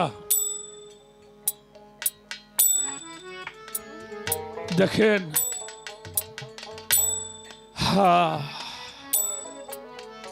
নিজামুদ্দিন আউলিয়া রহমাতুল্লাহি আলাই দরবারে ওরস মাহফিল হচ্ছে ছোট কথা বলো না ওরস মাহফিল হচ্ছে রাত্রে গান হচ্ছে কাওয়ালি গান হচ্ছে খুব ভাবের আসর হচ্ছে নিজামুদ্দিন আউলিয়া বসে বসে গান শুনছেন হঠাৎ করে দাঁড়ায় গেছে দাঁড়াই গেলে সব ভক্তরাই কিরে বাজান পীর সাহেব দাঁড়াইলে ভক্তরা দাঁড়াইতে হয় না এটা আদব তোমার পীর যদি দাঁড়িয়ে যায় তুমিও সবাইকে বললো তোমরা বসো বসে পড়ছেন কইল তোমরা হাজার হাজার ভক্ত আমার আজকে একটা প্রশ্ন আমি সবাইকে করব জনম বইরে ভক্ত উত্তর গুরু দেয় গুরু প্রশ্ন করলে উত্তর দিব কি আছে নাই এই জন্য মাঝে মাঝে বলি শরীয়ত সকল পরীক্ষায় পড়া ভালো কিন্তু গুরুর পরীক্ষায় পড়া ভালো না যদি কোনো মানুষ গুরুর পরীক্ষায় পড়ে তার জীবনটার কোনো দাম থাকে না নিজামুদ্দিন আউলিয়া বলল যে জানো সে উত্তর করবা ঠিক আছে। জিজ্ঞেস করলো, বললো তো তোমরা আল্লাহর হুকুমটা কি, নবীর হুকুম কি, আর পীরের হুকুম কি? একটা প্রশ্ন। কেউ কোনো কথা বলে না। 17টা বছর যে মানুষটা বাড়ি চাইলো না, গাড়ি চাইলো না, নিজের সুখ চাইলো না, যে মানুষটা নিজামুদ্দিন আউলিয়াকে গোসল না করে, গোসল করে না, তারে না খাওয়াইয়া খায় না, তার ঘুম না পারাইয়া ঘুমায় না, 17টা বছর রাত্রে পীরের পাউটা বুকের মধ্যে নিয়ে ঘুমাই থাকে। রাত্রে যখন খেদমত করতে করতে পীর ঘুমায় পরে ও পাঁচ তলে ঘুমাই থাকে।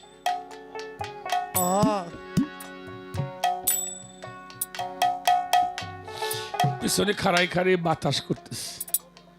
কইলে, বাবা আমি কই? কও।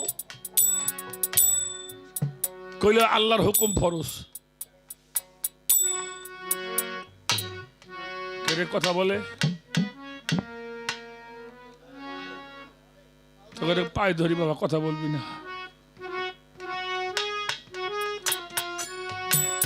নবীর হুকুমটা কি? বললো সুন্নত। ভালো। তোমার পীরের হুকুমটা কি? কইলে ফরজে আইন। বলে তার মানে কি? বলে তার মানে হইল পীর যখন যেটা কইব সেইটাই শুনতে হইব। পীর যদি কয় জ্বলন্ত আগুনটা দেখে যদি কয় পানি তুই এর মধ্যে নাম, তখনই নামতে হবে। আহারে, তাহলে ফরজ আইন হয়। কয় তুমি এই কথাটা বোঝো? কহ বুঝি। বোঝো তো? কহ বাবা বুঝি তো, বুঝেই তো কইলাম। তা যদি বোঝোস তাহলে এখন এই মুহূর্তে তুই আমার দরবার ছেড়ে চলে যাবি। আমি তোর মুখ দেখতে চাই না।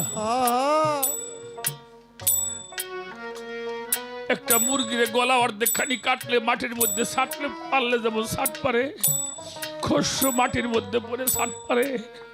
তুমি যদি আমার মুখ দেখতে না চাও তাহলে আমি আমার এই মুখটা কোথায় রাখবো? আমি তো যেখানে যাই সেখানে তোমারই দেখি, আমি যেদিকে তাকাই সেদিকে শুধু তোমারই দেখি। আমি কোথায় যাব তুমি আমার মুখটা দেখতে চাইলে না? ভক্তরা বলল, বাবা ওরে মাফ করে দেন। কইল, পীরের বাক্য ফরজে আইন। শুধু একটা কথা কইল, বাবা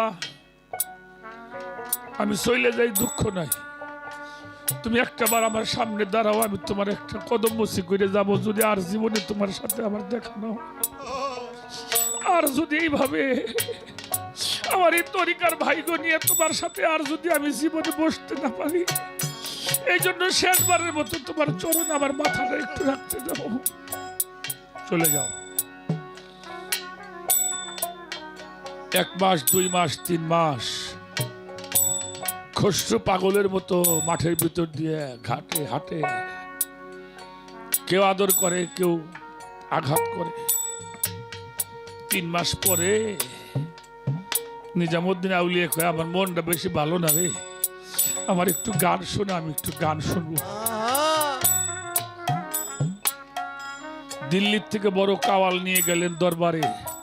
রাত্রে গান হচ্ছে, কাওয়ালি হচ্ছে। নিজামুদ্দিন আউলিয়া খুশি, টাকা পয়সা যা ছিল সব কাওয়ালকে সব দিয়ে দিছে। গান হচ্ছে, টাকা ফুরিয়ে গেছে। সামনে পায়ের পাদুকা অর্থাৎ জুতাটা ছিল। গায়ককে বললো, তুই এটাও নিয়ে যা। বাবা আমি টাকা পাইলে গান গাই, জুতা পাইলে গান গাই না। কারণ আমার তাজুল ইসলাম বাবার জুতের দাম তার ভক্ত জানে, আমি কি জানি ওই জুতের দামটা কত। গায়ক গান করে ভোর রাত্রে বাড়ি যায়, মাঠের ভিতর দিয়ে খসরু হাঁটে। হঠাৎ করে নিজামুদ্দিন আউলিয়ার গায়ের গন্ধ নাকের মধ্যে আসছে। শরীয়ত বাবা, কুকুরে মনিবের গায়ের গন্ধ ধরতে পারে, আর আমি মানুষে পারি নাই আমার মালিকের গন্ধ ধরার জন্য।